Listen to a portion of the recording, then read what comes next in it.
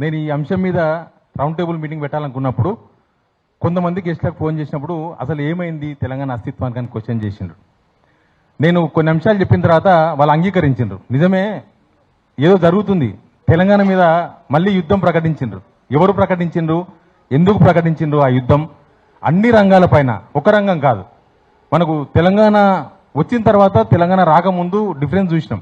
కానీ ఇప్పుడు మళ్ళీ తెలంగాణ రాకముందు తెలంగాణ హైదరాబాద్ మీద ఆశ పెట్టుకున్న చాలామంది మళ్ళీ ఇక్కడ వాళ్ళు తెలంగాణ అస్తిత్వాన్ని దెబ్బతీయాలనే ప్రయత్నమా, లేకపోతే వాళ్ళు ఇక్కడ స్థిరంగా ఏదో చేద్దామనే ప్రయత్నమా తెలియదు.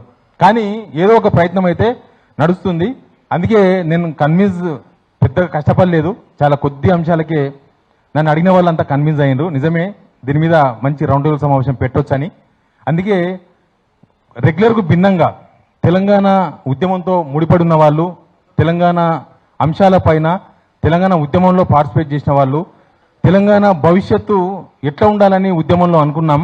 ఈ రోజున సిచ్యువేషన్ ఏంటి, ఎందుకు తెలంగాణ ఉనికి ప్రమాదంలో పడింది, సేవ్ తెలంగాణ అనే ఒక పదం కూడా ఈ వెనుక ఫ్లెక్సీలో కనబడుతుంది, సేవ్ తెలంగాణ.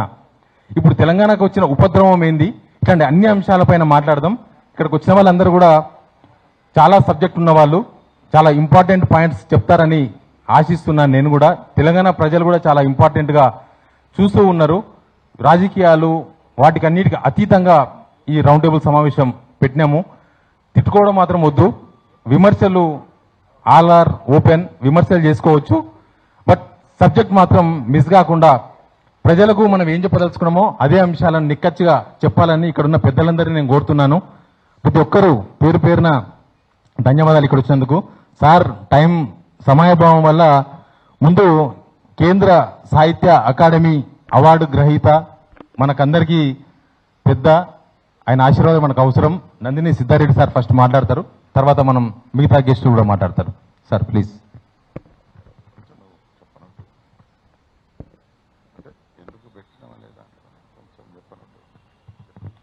ఎందుకు అని అడుగుతున్నారు సార్, ఎందుకు, ఏ అంశాల మీద ఈ వ్యవహారాలు మాట్లాడాలి?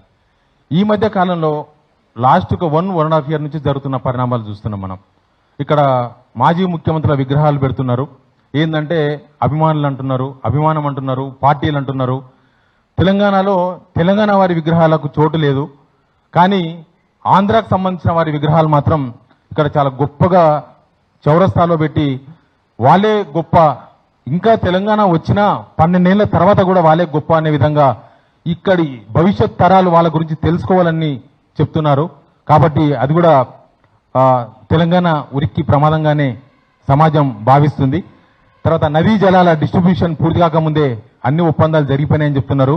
నిజానికి మన తెలంగాణ ఉద్యమం జరిగింది నీళ్లు, నిధులు, నియామకాలు.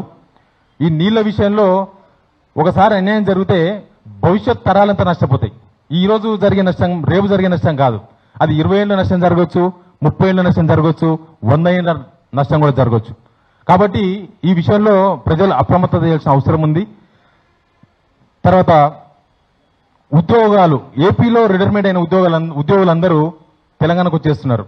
ఇక్కడ విడిది కాదు, ఇక్కడ ఉద్యోగాలు చేస్తున్నారు. వచ్చి లక్షల రూపాయల జీతాలు తీసుకుంటున్నారు.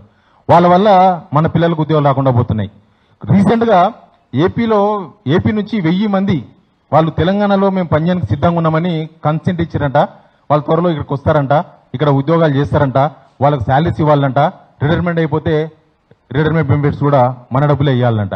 ఏపీ నుంచి ఇక్కడికి రావాల్సిన అవసరం ఏముంది? ఇట్లాంటి చాలా అంశాలు ఉన్నాయి. ఇక రాజకీయ పార్టీలు కూడా వస్తూ ఉన్నాయి. రాజకీయ పార్టీలు దేశంలో ఎక్కడైనా ఎవరైనా పెట్టుకోవచ్చు, బట్ అది కూడా ఉనికి ప్రమాదమేనా? అట్లాంటి అంశాల మీద కూడా చర్చ చేయాల్సిన అవసరం ఉంది. హైదరాబాద్ పైన ఎలాంటి కుట్రలు జరుగుతున్నాయనేది చాలా చర్చలు చాలాసార్లు జరుగుతూ ఉన్నాయి. హైదరాబాద్ రెండో రాజధాని ఒకసారి, హైదరాబాద్ ఇంకో ఏదో చేయబోతున్నారని ఒకసారి, చాలా అనుమానాలు ఉన్నాయి. ఇందులో మనకు రాజకీయ పార్టీలకు సంబంధించిన నాయకులు కూడా ఉన్నారు. బీజేపీ నుంచి ప్రకాష్ రెడ్డి గారు ఉన్నారు, తర్వాత మిగతా పార్టీల ప్రతినిధులు కూడా ఉన్నారు. వాళ్ళందరూ కూడా వాళ్ళ అభిప్రాయం చెప్తారు. సార్ మీరు ప్రసంగాన్ని స్టార్ట్ చేయొచ్చు.